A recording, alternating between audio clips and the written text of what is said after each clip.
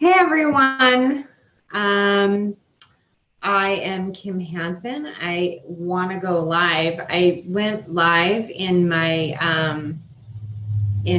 other group, and my son walked in, and it was kind of a whatever. But I wanted to go live on my main page, and today, what I want to talk about is some of you may have seen the tree that I post on Facebook. And if you've seen that, I wanted to kind of take a moment to explain what that's all about. If you have questions or comments, I please post it in the comment section. Of course, I always love your likes and loves, so it's always nice to see. I can't see them actually on my screen. I don't know how to do that yet because I'm not that technically savvy with Facebook and Zoom yet, but I can see them on my phone. So you'll be able, you'll see me over here looking at my phone every once in a while, and I'm just checking your comments. If somebody can tell me how to check my comments without looking at my phone, that'd be awesome. So anyway, so today I want to talk about the leadership tree or the culture tree that I have posted on Facebook.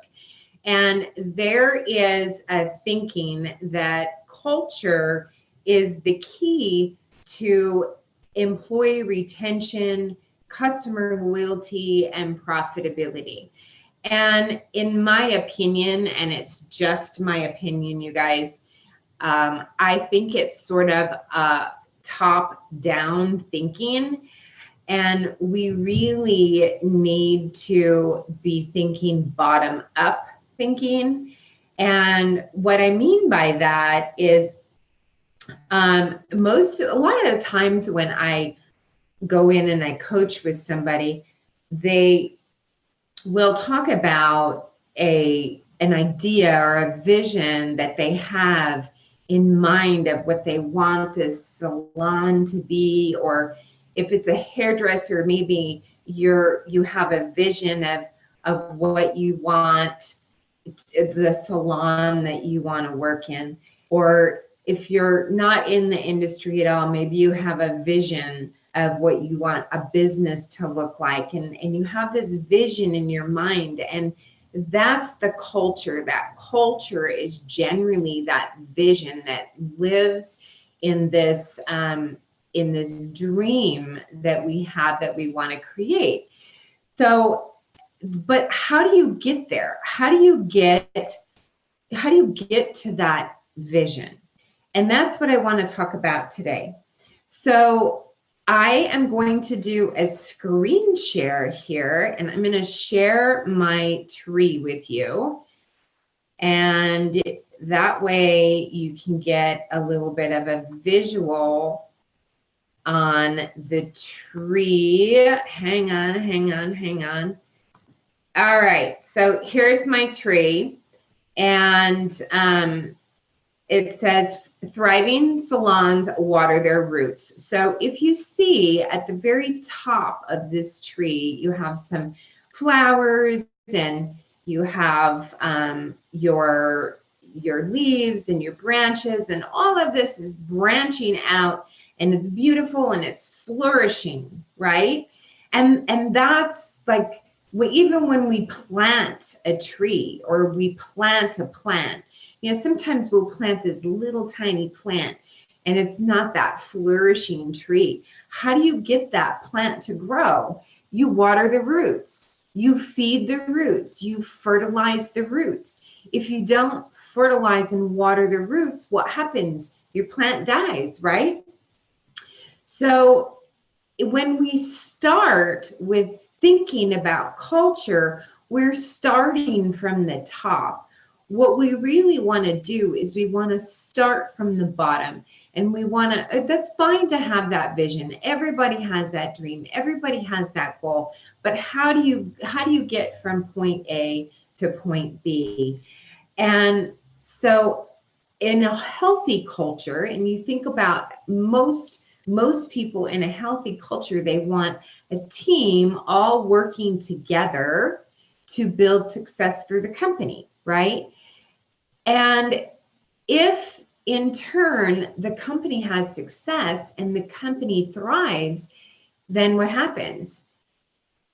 If you're an employee of the business and the salon is thriving, then hopefully you'll be able to buy the car, the house, be able to take vacations, whatever is important to you, whatever, maybe money is not important, maybe just comfort and security is important, whatever is important to you. Eventually, if you work for a thriving and a successful salon that believes what you believe, then eventually you get fed. So everybody's getting fed from this culture tree, right? So there are a couple different types of cultures that I want to talk about today. One is an emotional culture. So what is an emotional culture? It is a culture that is open and friendly. People have a tendency to share a lot about themselves in emotional culture. It's, it's very kumbaya oriented. Everybody's sort of, when you think about the kumbaya, everybody's kind of around the campfire singing and happy. And,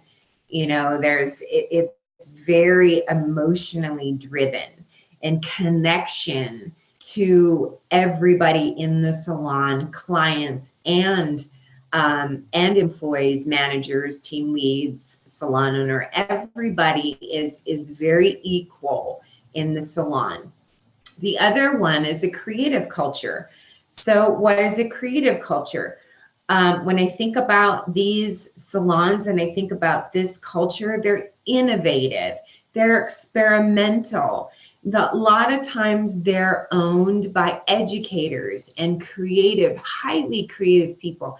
And these are the salons that are that are doing like the cutting edge stuff, and there's a lot of Instagram posting of their work, and they're like I said, they're very edgy, very, very cutting edge. They create new things. They experiment with new things. They're the first ones that were doing the Vivids when the Vivids, Vivids have been on the scene for a long time, but when Vivids came back into the scene, they were the first ones to really grab onto those Vivids. And, you see their work on Instagram, and it's always, the coolest and the edgiest stuff. Then there's the role culture. So what's a role culture? Role cultures are very consistent. They're very systematic. Everybody has a specific role that they do. There's no crossing over of any role in the salon. The front desk has their job. The esthetician has their job. The colorist has their job. The hair cutter has his job. The managers have their job. Everybody has their job. It's very systematically run, and everybody knows exactly what they're supposed to do.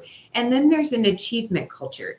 And what the achievement culture is it's a company that is very focused on winning, very focused on growth, very focused on getting really busy and very highly successful and multi-locations, and everybody in it is very, very achievement driven, very performance driven. These salons are. And so you decide when you start your business, or when people come in and they hire me, they have this vision of what it is that they want to create. And so and it's always, how do I get there? They hire me because they don't know how to get there. They don't know how to take this idea or this vision and how to put it into action, how to make that a reality. And so how does that happen, you guys? I'm going to give you and this is why I love this tree. I'm going to give you a really key point here. Everything is rooted in your foundation. Everything is rooted in the mission, the vision, the values, and the purpose of your salon. And if you don't have that foundation and you don't know what that is and you don't have clarity on what you believe, how can you ever create that culture? We have a tendency in the industry to want to be like quick. We live in a world that it's very like quick gratification, where we do a client and they're out and we get that immediate gratification. But when you're creating a company, it's not immediate gratification. It takes a lot of time and effort, and it takes a lot of thinking and clarity on how to create those roots and how to grow those roots and how to grow those deep, strong roots that is going to support this amazing, flourishing vision that you have. So what is it that you believe? Why do you exist? What are your values? What is your purpose in your business? What separates you from another business down the street or another salon down the street? Because there's like a million of us. And what separates you? If you're an independent contractor or you're a booth runner and you have to do all your own marketing, what separates you? What is your values? What is important to you? Those are your roots, guys. And then your support, and what supports that big flourishing vision of yours is the trunk. It's your support systems. All those systems need to be put into place. And it's important because it's important to have a vision and to have an idea of what it is you want to create. And it's important because certain systems will be drawn to us. So we have a couple systems, and there's so many that I wrote a couple down here. So if I refer over here, I'm referring to my notes because I don't want to be sitting here and just hello. So here's a few systems. Your hiring systems. Hiring is systems. So in my salon, we had a 4-part hiring system, and it wasn't complex. It was pretty simple, but it was very targeted to who we wanted to attract. We wanted to be able to create this hiring system so that we could attract the people who believed what we believed, because those were our roots. Then there are the pay systems. What pay system are going to use? There's 3 main pay systems. There's commission, there's team-based pay, and there's hourly wage. Those are the 3 main ones. So what system are you going to put into place that is A, going to water your roots, going to water what you believe, and B, going to create this culture that you want to create? If you want an achievement culture and you want a high performance culture, and you have, you are one of those salons that has the goals and the scoreboards, and you do monthly performance reviews, and that's an achievement culture.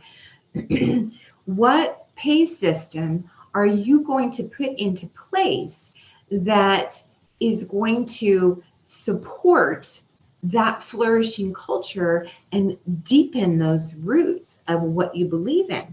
Another one is your communication systems. I had a really great Facebook Live on Monday with Bonnie Bonadeo, and she talked about the 3 C's to communication. What are those? What and by the way, it was a really fantastic Facebook Live. If you didn't get a chance to see it, please go onto my page, and it's on there because she really gives some good information about what the 3 C's to communication are. And she keeps it very simple for everybody to create very clear communication. But the communication is really a system. It's a system that we implement. Another one is our training systems. If you want to create a creative culture, training systems, your education, that's hugely important. What is it that you're going to create? If you're going to create a role culture, in a role culture, your training systems are going to look very differently from the systems that you would if you had an emotional culture.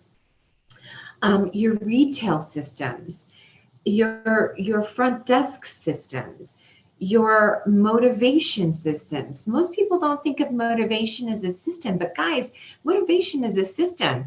If you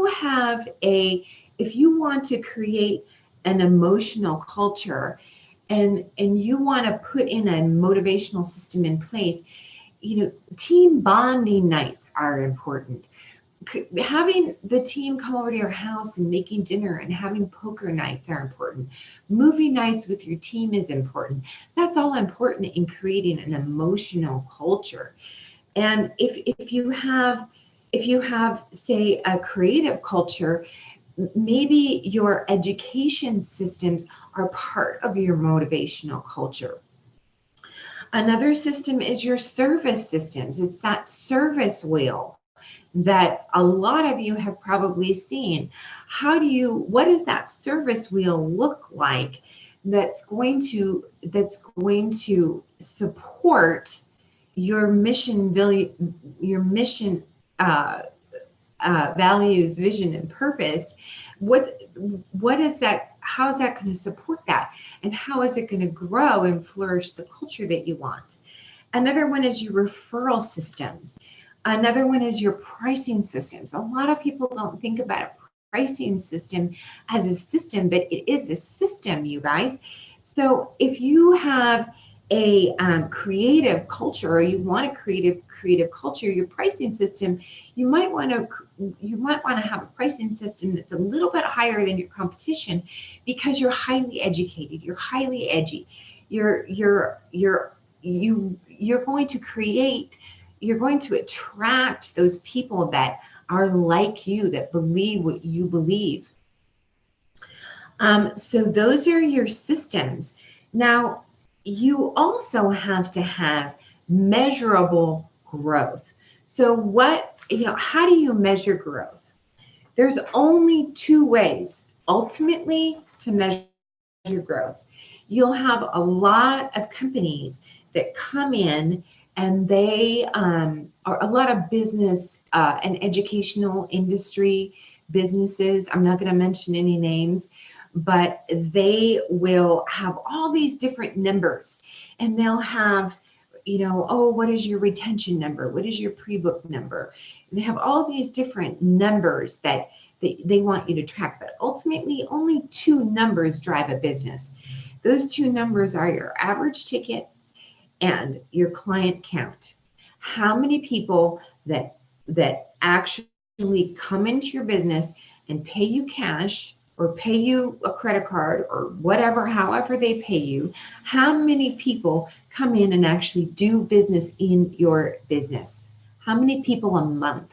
How many people a week? How many people in a year? That's one. The other one is your average ticket. The only 2 ways to grow a salon are by those 2 numbers: the amount of people you have coming in your doors and the average ticket. If you want to grow your salon, you have to either focus on client count, or you have to focus on average ticket, increasing your client count, increasing your average ticket. If you do both, you have good growth, great growth. If you do one, you'll have pretty good growth. If you do neither one, you really won't have much growth at all. You just stay stagnant. So now, All these other numbers that people talk about are drivers. What are those drivers? One of them is referral. There's six drivers, you guys. One of them is referral. One of them is retention. We have pre-booking or rebooking. We have retail. We have add-ons, and we have pricing. So those are the six things that we use to drive the other two numbers, okay?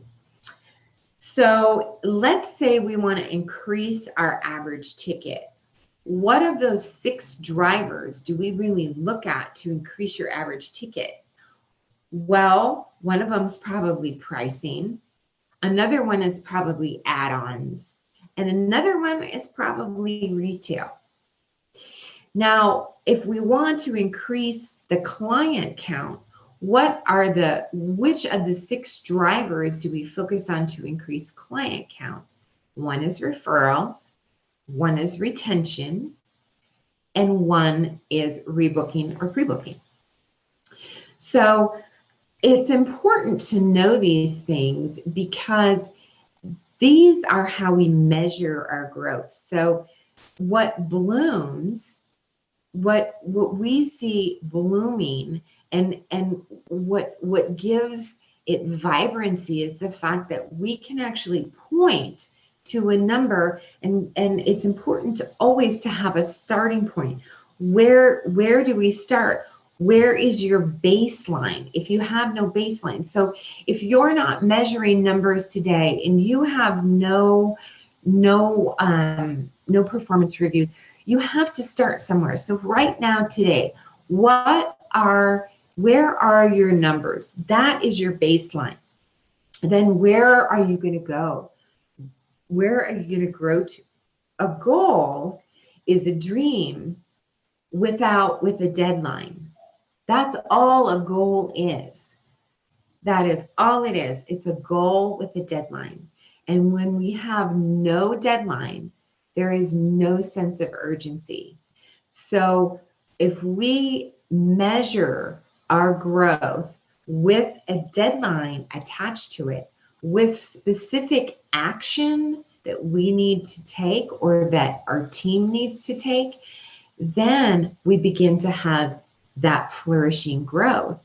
Culture is only part of it. That beautiful vision, that beautiful culture that you want to create, that you have in your mind, you know, whether it's the kumbaya and everybody's holding hands and everybody's happy and getting along, and you have, you know, balance, or if it's a role cultures are always also very balanced cultures.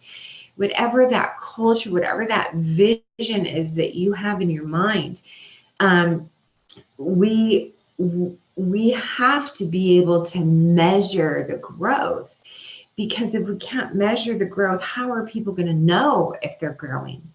How are we going to, you know, it's like when your child is little and you have those, you know, he starts off at like 3 feet tall and you measure it with a little marker. I've walked into people's homes and their kids are like 30, 40 years old and they still have those little growth measures on there.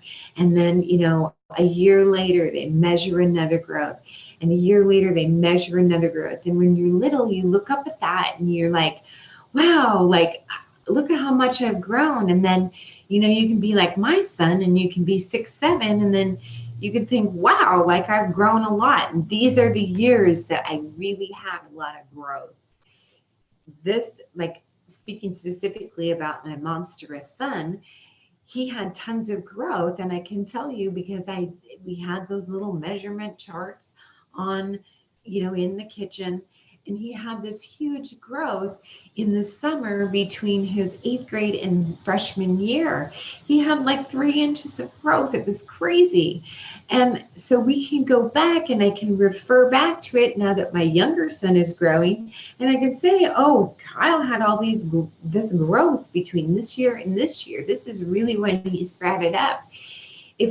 How we really, you know, look at our companies and why the math. And oh gosh, I know so many of you hate the math. You hate the math. You hate the numbers. And then there are some that love the numbers. And then you can be like me, who hated the numbers and then got so focused on the numbers that I forgot actually that I had employees. And so I had to like get out behind my computer and stop focusing on the numbers and then start refocusing on my staff and growing my culture again.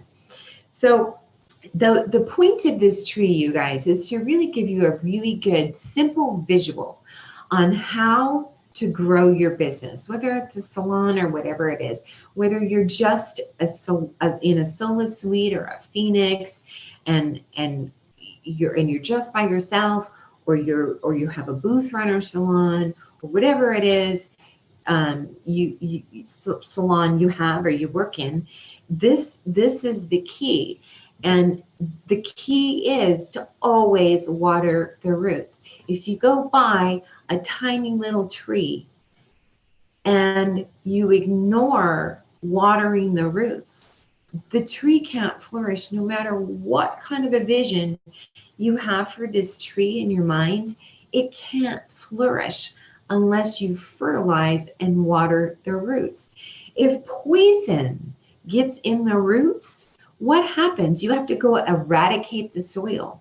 You have to get down there and get dirty and eradicate the soil so that, and put in good soil and put in nutrient-rich soil so that their tree can grow. And then again, what supports this big flourishing vision that we have? It's your systems. Your systems, guys. And you always have to manage your systems. And your system, sometimes you implement a system and then you walk away from it. You don't manage because you get busy doing something else. And then all of a sudden, all hell's breaking loose over in retail because you haven't managed that retail system. Or maybe, you get a lot of client returns and a lot of client complaints. Well, you have to go back to your systems and you have to look at what system is broken. Maybe it's your education system. Maybe it's your service system, that service wheel. It could be a few things that we can always go back to the systems, but we always water the roots. Always water the roots. Ideas and goals are great, but with no plan and no action, dreams just remain dreams. I'm going to take us off screen share here. And how do I stop this screen share here? Stop share. There we go. And now I'm back. And I don't know. I haven't looked at my my little thing. Nobody really has any comments, but please watch the video.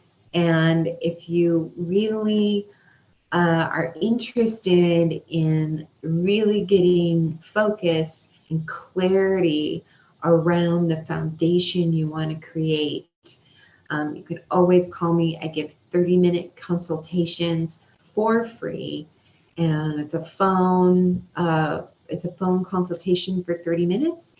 And I go through, I think about, where you're at, what you want to create.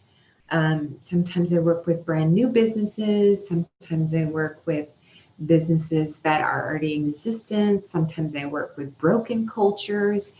And then and then based on that 30-minute consultation, then I can better decide how I can help you. So it's always there for you guys, 30-minute free consultation. I'd love to have you on my team. And if there's anything I can do to help you, please let me know. You guys have a great rest of the week. Have a great evening.